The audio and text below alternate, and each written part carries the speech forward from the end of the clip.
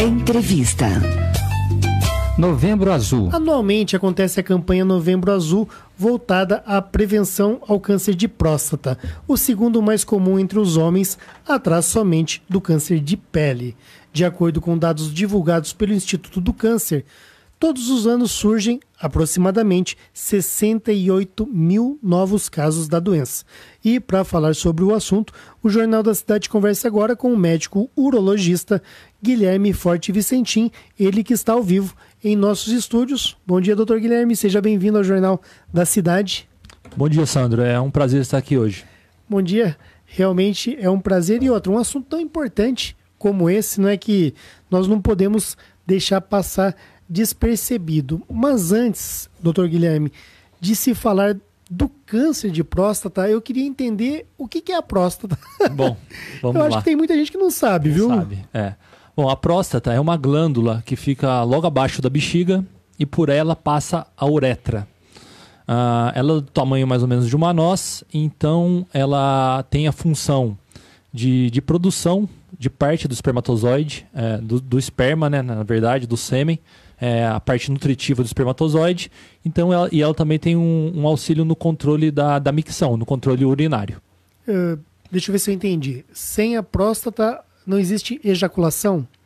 Isso, perfeito. Quando nós retiramos a próstata numa cirurgia radical, a gente também retira o ducto que sai o esperma. Então, quando a gente retira a próstata, a pessoa também não tem mais o ejaculado, o sêmen. Tá? Mas tem a ereção? Tem. Existe a ereção, existe o prazer, a sensibilidade, tudo. Só não sai mais o líquido. Puxa vida. Bom, e no caso do câncer de próstata, aliás, essa campanha Novembro Azul, ela vem realmente para mudar o conceito, inclusive, do homem, não é? Que muitas vezes é tão avesso a visitar os médicos e se prevenir de doenças. Perfeito. A campanha Novembro Azul, ela visa uma conscientização do homem sobre sua saúde, tá? Com um enfoque maior no câncer de próstata, devido à sua alta incidência, como você falou aí, 68,9 mil casos estipulados pelo INCA esse ano, e a sua alta taxa de morbimortalidade. Entendeu? Exatamente.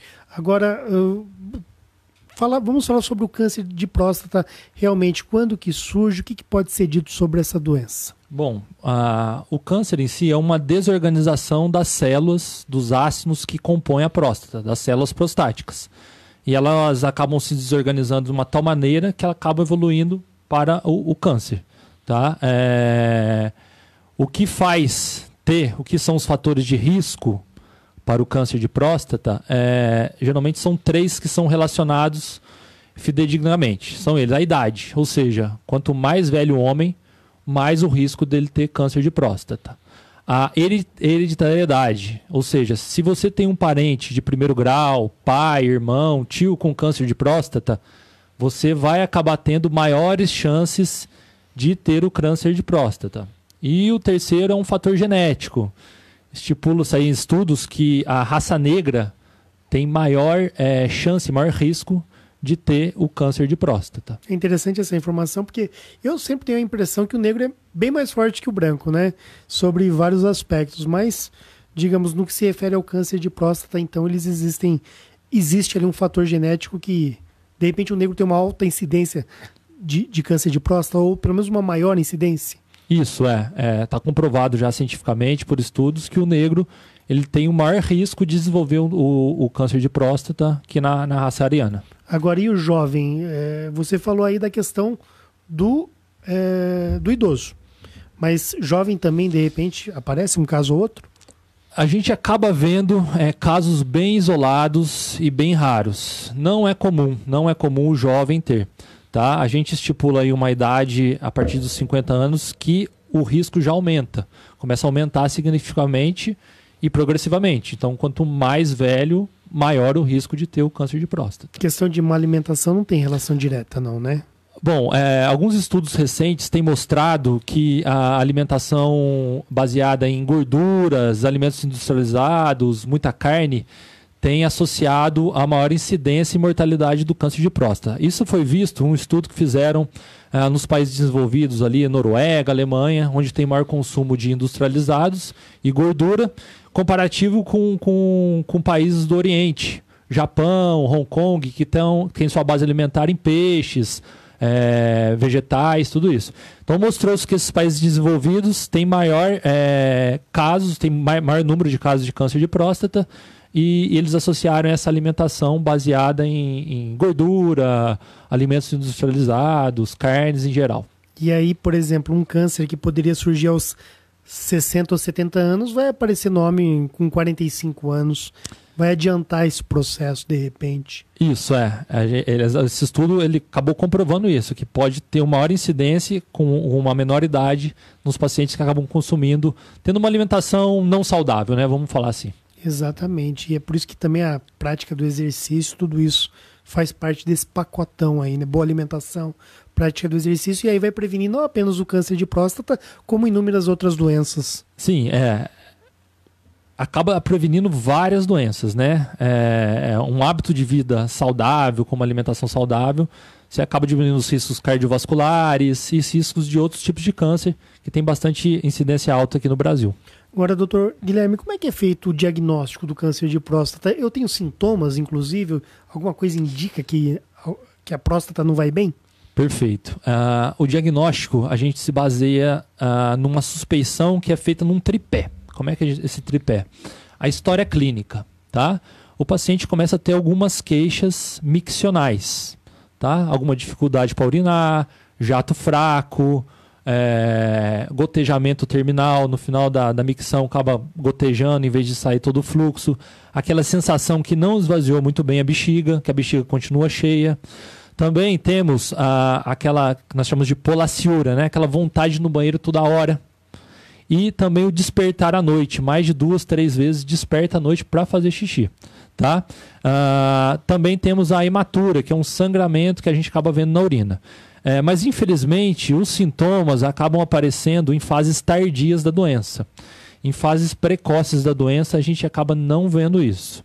Então, a gente acaba fazendo uma anamnese, uma conversa com o paciente, vendo a história clínica dele, tá? Associado a isso, a gente acaba fazendo o exame de sangue. E a gente vê uma enzima específica da próstata, que é o PSA, que muita gente faz o PSA. E a terceira alicerce desse tripé aí é o exame de toque, tá? O que acaba sendo... o paciente acaba ficando constrangido, mas é necessário. Por quê? 20% dos casos de câncer de próstata são diagnosticados só pelo toque. O exame de PSA e a história clínica mantém-se inalterada, e o exame de toque acaba aparecendo um nódulo, um caroço, que a gente acaba detectando e acaba prosseguindo a investigação, tá?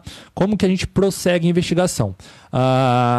Quando o paciente tem uma história clínica, ou tem o PSA alterado, ou tem o toque alterado, a gente parte para o próximo passo, que vai ser o diagnóstico definitivo, que é o exame histopatológico, ou seja, tem que fazer uma biópsia da próstata, tá?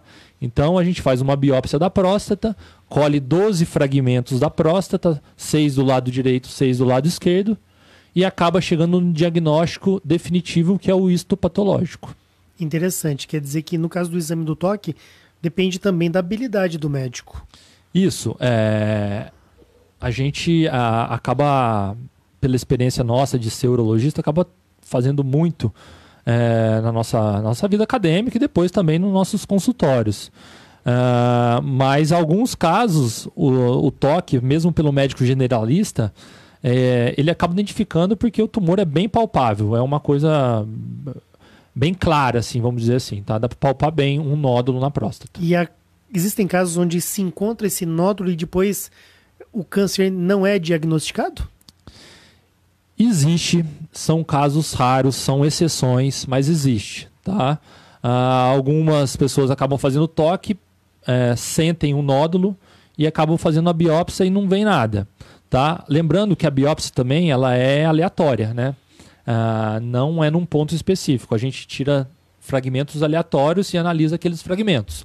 Eventualmente, em alguns casos específicos, a gente acaba solicitando alguns exames mais específicos, como a ressonância multiparamétrica, que ela acaba direcionando a gente, falando assim, olha, aquela área ali está com suspeita maior. Então a gente acaba biopsiando a área guiada, baseada na ressonância magnética. Você falou que a próstata ela tem o tamanho de uma noz. Quer dizer, ela é pequena, então Isso, não deve ser fácil lidar com ela. Isso, a próstata em pacientes jovens, ela tende a ter um tamanho em torno de uma noz que gira em torno de 20 gramas.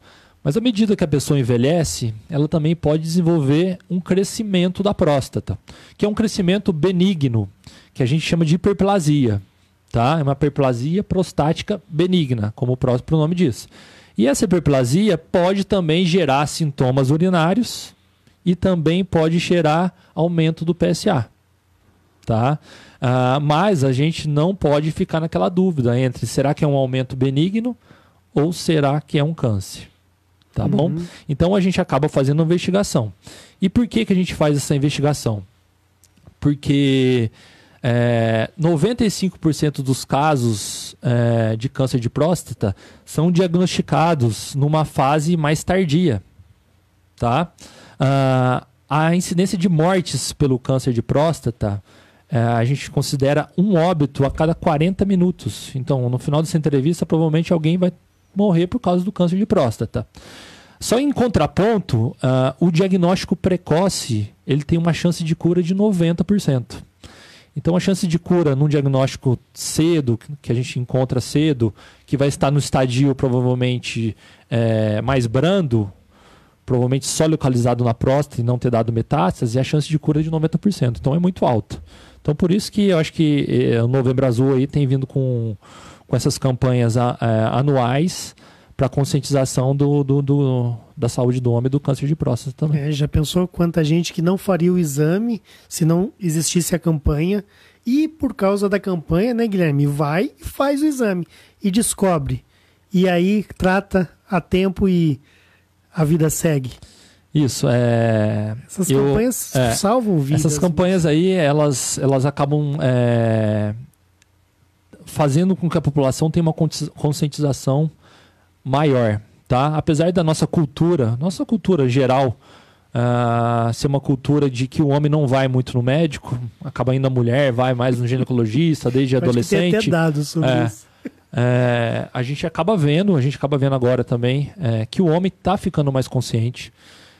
Eu vejo no consultório, no posto também que eu atendo, que está tendo maior procura de homens, às vezes até levado pela mulher, mas está tendo maior procura.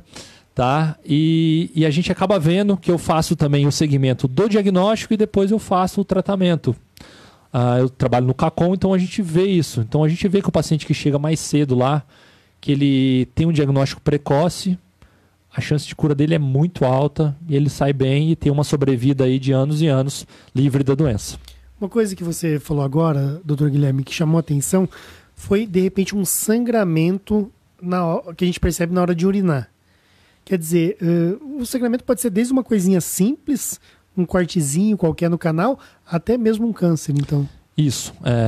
Os sangramentos urinários, eles têm alguns fatores benignos, né? Como você mesmo falou, pode ser algum machucadinho ali no canal, ou na bexiga, ou na próstata, ou no rim, que sangra um pouquinho, que é um quadro benigno, não vai interferir nada na vida, ou uma pedrinha que está ali mexendo, que sangrou um pouquinho, que você acaba vendo. Ou pode ser também um tumor do trato geniturinário, próstata, bexiga, rim, que é um sinal de alarde para a gente começar uma investigação maior. E aí a pessoa deve se preocupar se começar a ocorrer com frequência esse sangramento. Se aconteceu hoje, daqui a 6 meses de novo... Todo sangramento vivo que a pessoa vê pela urina, ela deve procurar o seu médico urologista com uma certa urgência, tá? Para a gente descartar qualquer coisa mais grave. E o sangramento no ânus pode acontecer e teria alguma relação com algum tipo de câncer ou aí já não tem nada a ver? Bom, eu vou falar o que chega bastante lá no nosso consultório, o paciente com queixa de sangramento anal, e se preocupado com a próstata, tá? Eles têm essa visão porque a gente acaba fazendo o exame de toque via retal. A próstata não dá sangramento via anal, tá? O sangramento da próstata é pela via urinária, tá? Os sangramentos vianais, eles devem ser investigados desde doenças benignas, como hemorroidas, até doenças malignas, como pólipos e cânceres coloretais. Ok. No caso do tratamento do câncer de próstata, deve existir mais de um tipo, imagino.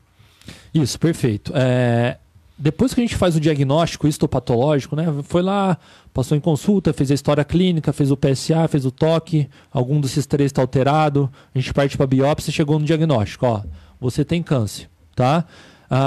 Partindo desse ponto, a gente começa a estadiar o paciente, ou seja, a gente tem que ver se o câncer está restrito à próstata, se ele está invadindo órgãos vizinhos, como o reto e a bexiga, ou se já está espalhado. Tá? Espalhado, geralmente ele espalha para os ossos, tá bom? Então a gente começa a fazer um estadiamento com exames de imagem, ressonância magnética, tomografia, cintilografia óssea, tá? Bom, os tumores que estão localizados na próstata, exclusivos da próstata, estão lá na próstata, a gente tem alguma linha de tratamento, tá? O tratamento geralmente é através da cirurgia. A gente chama de prostatectomia radical, a gente tira toda a próstata, ou seja, tira todo o tumor. E as chances de sobrevida nesse tipo de tumor chegam a 100%, num período aí de 5 anos. Tá? É uma sobrevida alta. Nos tumores que envolvem órgãos vizinhos, por exemplo, o reto, a bexiga, a cirurgia às vezes também é indicada. Porém, existe algumas outras que é a radioterapia, geralmente associada com a hormonioterapia. O que é a hormonioterapia? A gente faz um bloqueio hormonal. A gente bloqueia o quê? A gente bloqueia a testosterona. Tá? Então a gente pode dar remédio, é uma injeção que bloqueia a testosterona, então o homem não vai produzir testosterona, ou a gente faz a castração, que é a orquiectomia. A gente tira o testículo, que é a maior fonte produtora de testosterona no organismo masculino. Tá? Isso é triste, hein? Mas é uma forma de tratamento. Tá? Por quê? O tumor, ele teoricamente, depois que você desenvolve o tumor, que tem um tumor diagnosticado, ele se alimenta de testosterona. Entendeu? Então a gente tem que fazer uma privação desse hormônio para o tumor não se alimentar e eventualmente cortar a energia, cortar os suprimentos do tumor. E em casos mais avançados, metastáticos, a gente faz geralmente uma terapia combinada, que entra a radioterapia, a hormonioterapia que eu falei, e alguns casos aí a quimioterapia e outras drogas aí que aliviam as dores ósseas, tudo isso. Existe tumor onde é detectado ali na próstata, mas digamos assim, já está espalhado pelo organismo e chega na próstata. Ou seja, quando você descobre o câncer da próstata, você vai ver, é só a ponta do iceberg, vamos falar assim.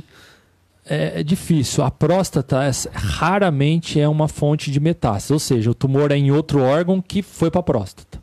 A próstata geralmente dá o tumor primário. Ela nasce na próstata. Uhum. Raramente, muito raro, ele nasce em outro órgão e migra para a próstata. Uhum. Os tumores primários de próstata são a grande maioria e as variantes dele que acontecem. Mas de outros órgãos para a próstata é muito difícil. E da próstata para outros órgãos? É muito comum em fases avançadas. Tá? E geralmente eles começam a dar sintomas nas fases avançadas. Tá? Nas fases iniciais do câncer, a gente não vê sintomas. É o paciente que chega e você, ó, estou super bem, estou tranquilo, não tenho nada, não tenho nenhuma queixa miccional, estou urinando muito bem, não tem sangramento, tá? Faço PSA de vez em quando com o meu médico do posto, o PSA está sempre normal. Já fez exame de toque? Nunca fiz e não vou fazer. Aí acaba evoluindo, tá com PSA baixo, até que um dia o PSA estoura. Sobe lá em cima. Aí a gente começa uma investigação, acaba chegando no diagnóstico e quando vê o tumor está espalhado. E nesse momento as terapias são mais restritas do ponto curativo. Tá? As terapias, vamos dizer assim, elas são mais paliativas do que curativas. Ou seja, a pessoa pode entrar em óbito daí.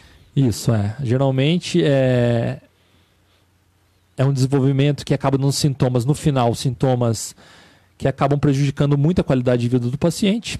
sintomas miccionais graves, não consegue urinar, às vezes tem que passar até sonda, sangramentos vultuosos pela urina, tá? E principalmente dores ósseas, tá? Porque a principal fonte de metástase do tumor de próstata é o osso.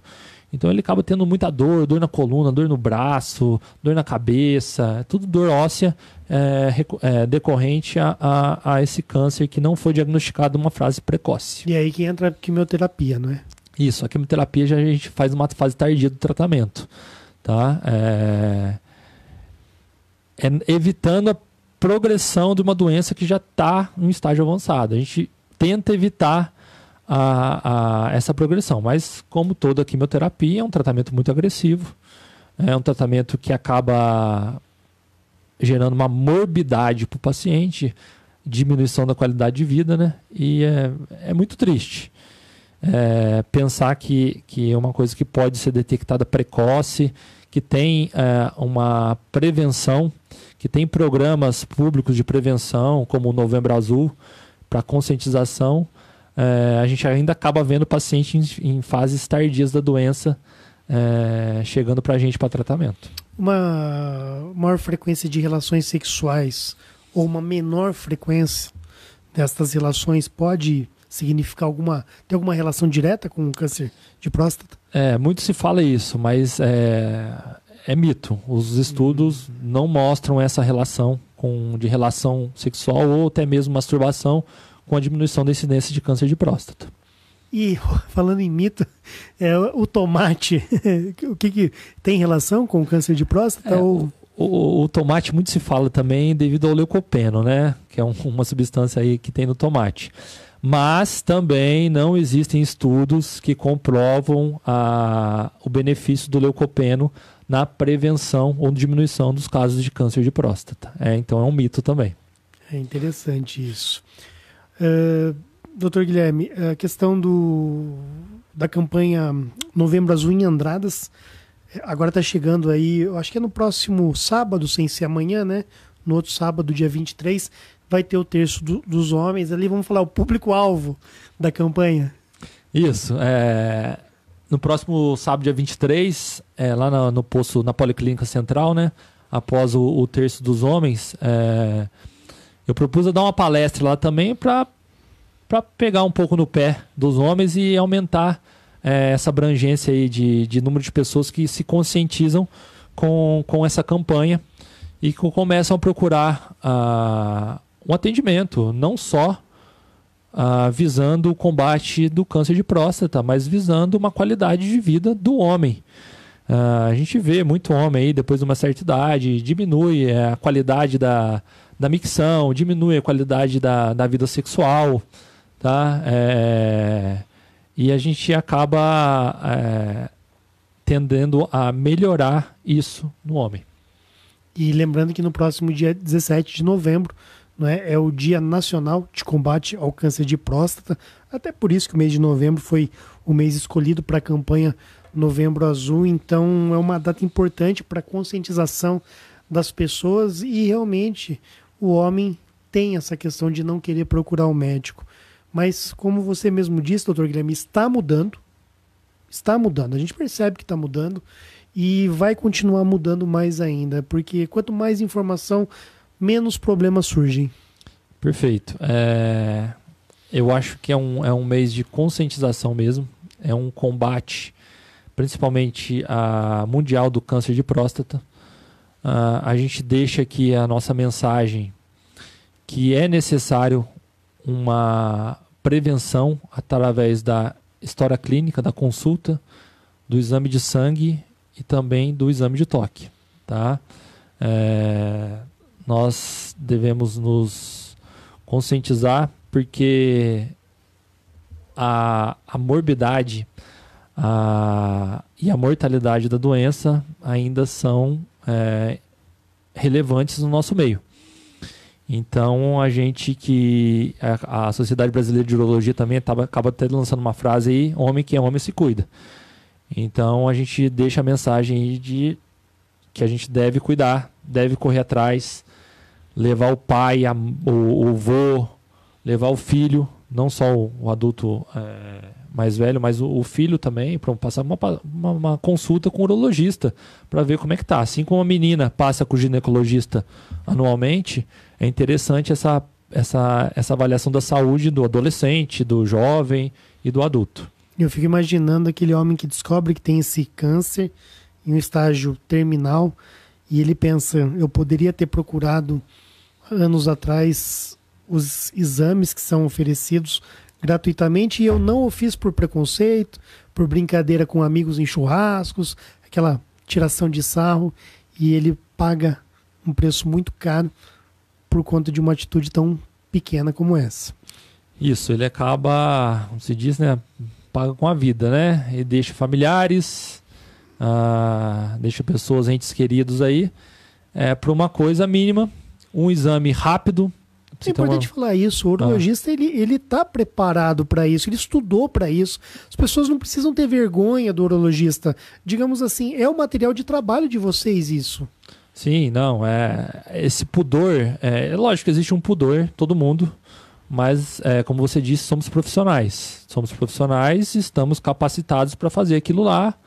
E o exame é muito tranquilo, é muito rápido. Um exame, por exemplo, de toque dura menos que 30 segundos. É coisa bem rápida e pode salvar vidas. Exatamente. Doutor Guilherme, tem alguma coisa importante que eu não perguntei, que você queria falar? Bom, eu acho que o pessoal acaba perguntando pra gente também quando fazer o exame, tá? O exame é periódico, é anual, todo ano deve ser feito. Fiz o ano passado, estava normal. Tem que fazer o ano que vem de novo, tá? E a partir de quando, tá? Pessoas sem antecedentes, pessoas que não têm familiares com câncer de próstata, pacientes que não são da raça negra, e a gente está entrando também os pacientes que não são obesos, mais gordinhos, começam a partir dos 50 anos, tá? Os demais pacientes com fatores de risco, ou seja, antecedentes familiares, raça negra, obesidade, a partir dos 45 anos. 45 já? 45 anos. Algumas vezes parece que eu escuto falar 50 anos. Isso, 50 anos é para quem não tem história na família, quem não é negro e quem não é gordinho. Tá? Bom realçar isso, então. 50 anos para esses pacientes. Para quem tem história na família, meu pai tem câncer de próstata. Eu sou negro. Eu sou meio gordinho. 45 anos. Tá bom. Quero então agradecer sua participação, você se dispor a vir aqui em pleno feriado Oi. Ele explicou já. Nesse feriado, né? Estar aqui presente e se o pessoal quiser te encontrar aqui em Andradas, como é que faz, Guilherme? Porque eu também não sabia nem que você era médico, porque Andradas cresceu demais. E o Guilherme é filho da Josi lá da Caixa. Isso. Nossa cidade é pequena, é bacana falar isso, porque é muito legal as pessoas. O filho da Josi virou médico, virou urologista e está atendendo aqui em Andradas. Isso, Sandro. A gente acaba voltando, a gente acaba tendo uma trajetória fora aí muito grande para nossa formação e depois a gente acaba voltando para Andradas e mudou um pouco, né? Sim. Bom, sou andradense, sou daqui, sou de Andradas, minha mãe é a Josi da Caixa, como não conhece, meu pai é o Marquinhos Vicentim. E aqui em Andradas eu atendo no posto de saúde, na policlínica, tá? Segundas-feiras eu atendo lá pela Prefeitura Municipal. Na minha clínica, atendo na clínica COF, na rua abaixo do hospital ali, onde que tem o José Lúcio, o Luiz Fernando, os ortopedistas, eu atendo ali. E eu faço parte da equipe do CACOM, de Poços de Caldas. Então, a gente acaba vendo muita coisa lá. Então, assim, eu fico à disposição. Quem quiser me procurar aqui, quem quiser me procurar lá, ou na policlínica, a gente fica à inteira disposição para qualquer dúvida de qualquer coisa. Porque às vezes muita gente chega, eu fiquei com dúvida nisso, naquilo. A gente está de portas abertas aí para esclarecer qualquer dúvida. Nós conversamos com o médico urologista, Dr. Guilherme Forte Vicentim, participou do programa Jornal da Cidade para falar sobre a campanha Novembro Azul, voltada à prevenção ao câncer de próstata.